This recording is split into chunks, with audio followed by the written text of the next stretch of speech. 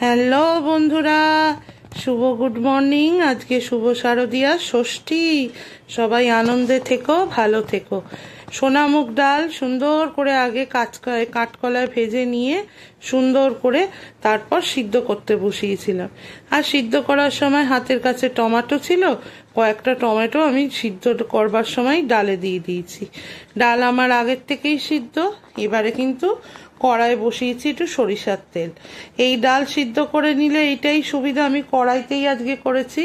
আমি বেশিরভাগই কড়াইয়ে করি, অনেকে আবার প্রেসারেও ডালটা সিদ্ধ করে নেয়, তাহলে আরও ঝটপট হয় আর কি। ফোড়নে দিলাম গোটা, দেখতেই পেলে কটা তোমার তেজপাতা, আর দেব একটু সাদা জিরে। সাদা জিরে তেজপাতা দেওয়ার সঙ্গে সঙ্গে ওর মধ্যে থেকে সামান্য একটু, যতক্ষণ না ওর একটা গন্ধ তো আসে ফোড়ন দেওয়ার পরে, তারপরে আমি দিয়েছিলাম 2-4 দানা এলাচ আর দুটো ছোট ছোট একটুখানি দারচিনি। এটা অপশনাল, তোমরা দিতেও পারো নাও দিতে পারো, দিলে ভালো একটু সুগন্ধি হয়, ওই জন্য একটু দিয়েছিলাম। কি গো, কালকে কত ঠাকুর দেখলে?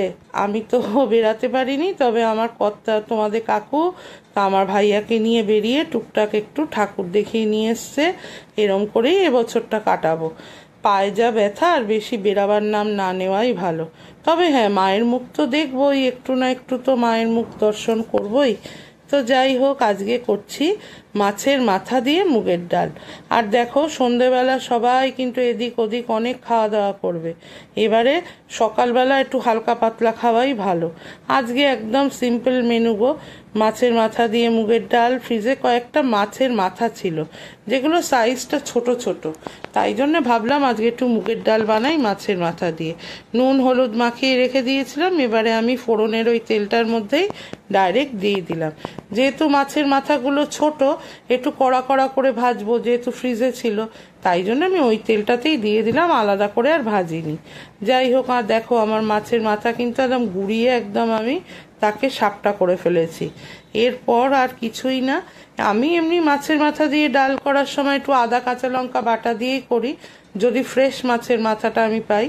আর আজকে যেহেতু আমার একটু ফ্রিজে রাখা মাছের মাথাটা ছিল, তাই জন্য আমি 2 চামচ পেঁয়াজ, একদম ছোট সাইজের পেঁয়াজ আমি একটু গ্রাইন্ড করে রেখেছিলাম, 2 চামচ পেঁয়াজ, সামান্য একটু আদা আর 2-3 কোয়া রসুন একসঙ্গে বেটে নিয়ে আমি ওই মশলাটাকে দিলাম। দেওয়ার পর এই মাছের মাথার সঙ্গেই সেগুলোকে একেবারে ভেজে ভেজে ঠিকঠাক করে নেব। ততক্ষণই ভাজবো যতক্ষণ না আদা রসুনের তো একটা নিজস্ব স্মেল আছে না, সেই স্মেলটা যতক্ষণ না যায়, একদম কাঁচা গন্ধ যেন চলে যায়, সেইটুকু অবধি আমি ভাজবো তো অবশ্যই। সঙ্গে দিলাম একটু লবণ আর দিলাম আমার একটু হলদিরানিকে। আবার একই প্রসেস, তাকে নাড়িয়ে চাড়িয়ে সুন্দর করে মাখো মাখো করে ফেলা। এরপর আমি ডালটা সোমবার দিয়ে দেবো। এই ডালটি খেতে হয় কিন্তু অসাধারণ। আজকে খুব একটা ঘন করে করিনি, রোজই তো আমরা ওরকম ঘন করে করি, আজকে আর অত ঘন করিনি, একটু পাতলা করেই করব। যেহেতু মাছের মাথাগুলো ছোট, দেখো কি সুন্দর গুঁড়িয়ে একেবারে একেবারে মাখা মাখা হয়ে গেছে। এরপর আমার সিদ্ধ করা ডালের মধ্যে কটা ফেলে দিয়েছিলাম টমেটো, এইবারে আমি দিয়ে দিলাম। সাঁতাল দেওয়ার পরে আর কোনো সেরম কাজ নেই। এবারে আমি ডালটাকে ফুটতে দেব। মাঝে মধ্যে এরম হালকা পাতলা খাওয়ার, আজকে সেরম কিচ্ছু রান্না করিনি। মাছের মাথা দিয়ে মুগের ডাল, তার সঙ্গে কয়েক পিস রুই মাছ ছিল, সেগুলোই ভেজেছি। আর আমার ছেলে খেতে খুব ভালোবাসে ভোলা মাছ, ওর বাবা 2 না 3টে এনেছে, ওটা একটু ঝাল করে দেবো। যেহেতু ভোলা মাছ ফাছ আমি খুব একটা ভালো খাই না, ও বাবা ছেলেই একেবারে সাপটে খেয়ে নেবে, কোনো ব্যাপার না। যাই হোক, ডাল কিন্তু আমার টকবক করে ফুটছে, দেখেই তো বুঝতে পারছো। আজকে ডালটা কিন্তু আমি একটু পাতলা করেই করেছি, তোমরা দেখেও বুঝবে। প্রত্যেকবার যেরকম ডালটা একটু ঘন হয়, আজকে যেহেতু মাথারও পরিমাণ কম, ডালটা কিন্তু অনেক পাতলা করেই বানিয়েছি।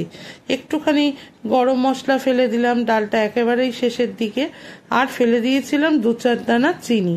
যে চিনিটা দেওয়ার পরে ডালটা খুব ব্যালেন্স হয় এবং স্বাদও খুব সুন্দর হয়, তোমরাও দেখতে পারো দিয়ে। আর যদি শারীরিকগত কোনো অসুবিধা থাকে তাহলে স্কিপ করো।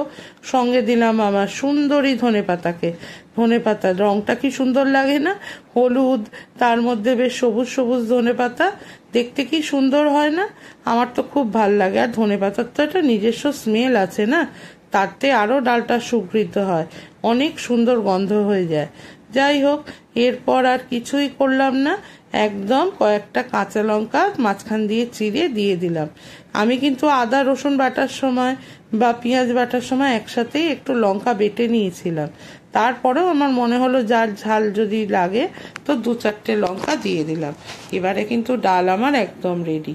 এবারে শুধু পরিবেশনের পালা। যাই হোক, তোমরা সবাই সুস্থ থেকো। আজকে শুভ ষষ্ঠী, প্রচুর প্রচুর ঠাকুর দেখো একেবারে নির্বিঘ্নে। তাহলে কিন্তু ডাল আমি পরিবেশন করে ফেললাম। কেমন লাগলো গো রেসিপিটা? ভালো লাগলে লাইক শেয়ার কমেন্ট আর আমার চ্যানেলটিকে সাবস্ক্রাইব করো। টাটা।